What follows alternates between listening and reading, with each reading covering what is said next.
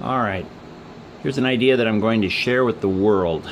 My name is Todd Bethel, and I'm going to tell you something. I'll tell you a quick ugly picture of me. That's who I am and who's doing the talking. Now we're going to go back to this. Soldering iron, how to make it better. So I've got this Radio Shack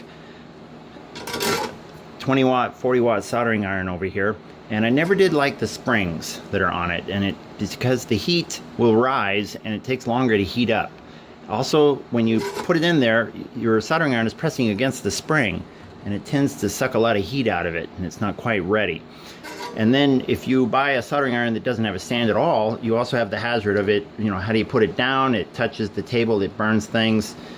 And so I came up with this a few years ago, and I thought I'd share it and put it out there. So, you know these guides that you get with your reciprocating saws and skill saws, and so I usually throw these away, but now I have a bunch here that I hadn't thrown out yet, and I had the idea of attaching one here as a holder. Super easy to do, and the main reason is because I have trouble being steady when I'm trying to solder something.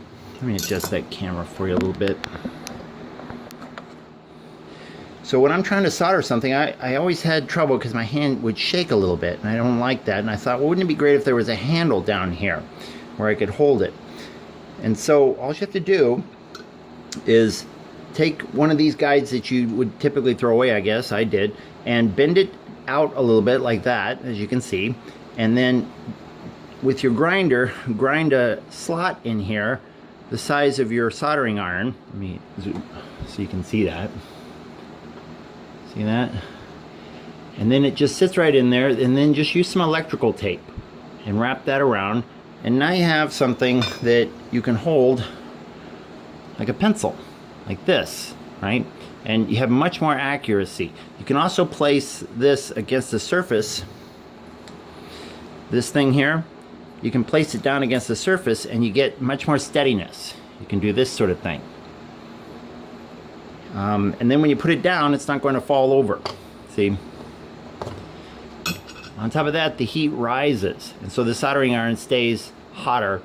And the other thing that's fun is that you can take a piece of steel plate like this and use it as a holder. Just put it right on top. This one's got a bunch of epoxy on it because I use it as my epoxy plate also.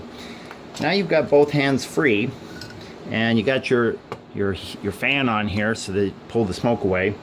Let me find a sample here. So you're going to do a lot of tinning of wires, or you've got a component that you want to remove, and you need your hands free, right? So it's not quite in the picture here. It's not hot, of course. So you got your solder sucker here, and your hands are now free to do that. But also, you got your solder over here, and your hands are free to do tinning much more effectively. So this plate holds it down while you're doing your work, and that's I think that's about it. That's the whole thing. You just take one of these from your reciprocating saw from Harbor Freight and just grind that notch in there, stick it on there, wrap some tape on it, and you've got a great soldering iron holder. It makes your soldering iron much more practical and useful to use. So now this is in the public domain. Nobody can patent it because I have just announced it.